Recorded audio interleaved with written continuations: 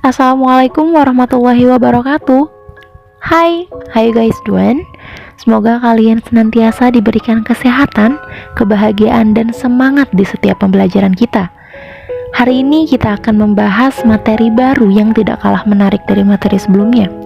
So, hope you guys enjoy. Without any further ado, let's jump right in. Oke, pada pertemuan sebelumnya kita sudah mempelajari tentang pengaruh perubahan ruang dan interaksi antar ruang di benua Asia dan benua lainnya. Maka pada pertemuan kita kali ini akan dibahas perubahan sosial budaya. Namun sebelum itu saya akan menyampaikan tujuan pembelajaran dari materi kita hari ini, yakni agar kalian peserta didik dapat mengerti betul dan paham tentang apa itu perubahan sosial budaya dan dapat menganalisis bentuk-bentuk dari perubahan sosial budaya itu sendiri.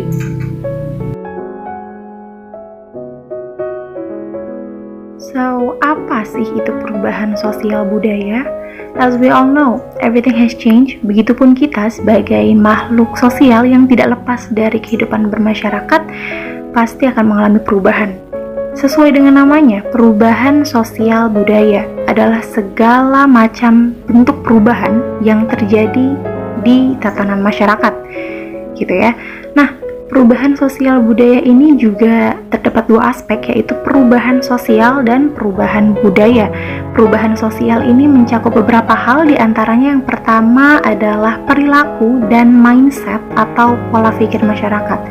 Kalau masyarakat kita di zaman dulu itu sangat kental dan sangat dekat dengan hal-hal yang berbau mistis dan mitos seperti itu ya, juga istilah-istilah seperti pamali gitu. Namun untuk masyarakat di zaman sekarang sudah bisa berpikir lebih rasional dan melihat segala sesuatunya tuh dari kacamata yang lebih logis seperti itu.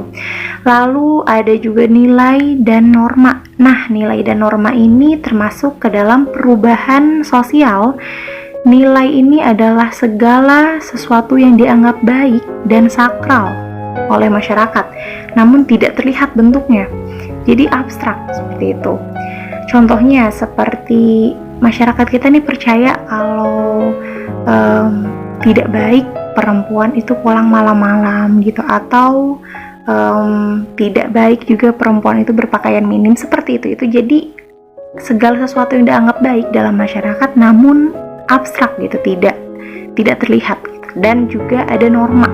Norma ini aturan yang berlaku dalam masyarakat seperti itu. Lalu yang terakhir adalah peran perempuan dan laki-laki.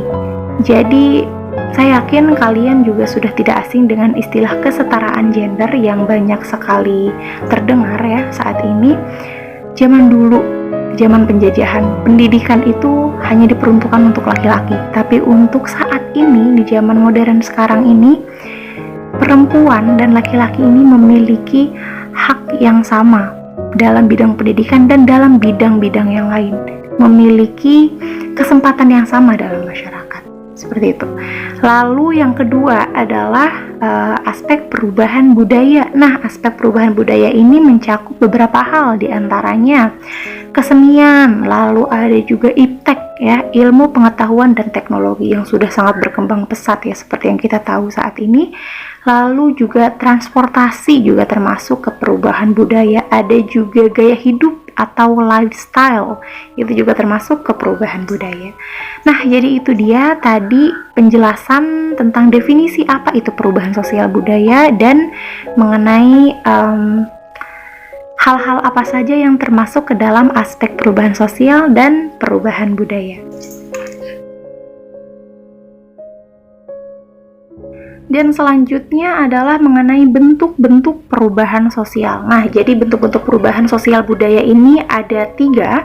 Yang pertama dilihat dari waktunya, dilihat dari pengaruhnya, dan yang terakhir adalah dilihat dari perencanaannya. Oke, saya akan membreakdownnya satu persatu. Yang pertama, dilihat dari waktunya. Ini ada perubahan cepat atau revolusi, ada juga perubahan lambat yakni evolusi.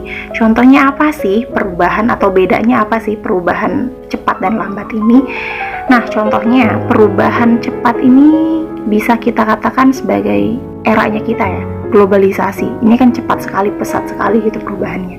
Nah, kalau yang lambat ini bisa kita ambil contoh seperti masa praaksara, masa prasejarah gitu kan. Jadi perubahannya lambat gitu, tapi ada perubahan, cuman memang memakan waktu yang bahkan berabad-abad lamanya, seperti itu.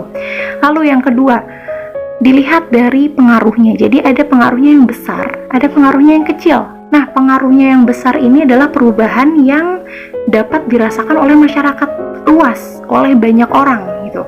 Jadi pengaruhnya besar. Dan untuk yang pengaruhnya kecil ini adalah perubahan yang bisa dikatakan hanya dirasakan oleh diri sendiri. Contohnya, kalau perubahan kecil ini kita ambil contoh potong rambut misalkan, itu kan hanya terjadi perubahan pada diri sendiri ya. Maksudnya tidak dirasakan dan tidak ada sangkut pautnya juga dengan orang lain. Jadi itu termasuk ke perubahan kecil. Lalu atau untuk yang perempuan nih yang tadinya tidak pakai kerudung gitu, akhirnya berhijab gitu menjadi pakai kerudung. Nah, itu juga perubahan kecil gitu yang rasanya atau bedanya hanya dirasakan oleh diri sendiri.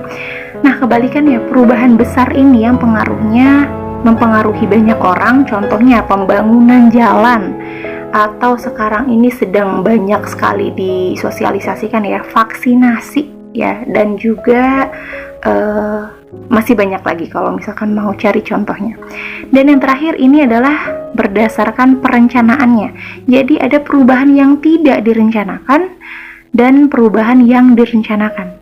Perubahan yang tidak direncanakan ini biasanya berhubungan dengan bencana alam. Kayak misalkan terjadinya longsor, atau kalau di pantai, masyarakat pantai terus terkena tsunami ya. Nah, akhirnya mata pencahariannya jadi hilang, pemukiman penduduknya jadi rusak. Nah, itu juga kan ada perubahan di situ.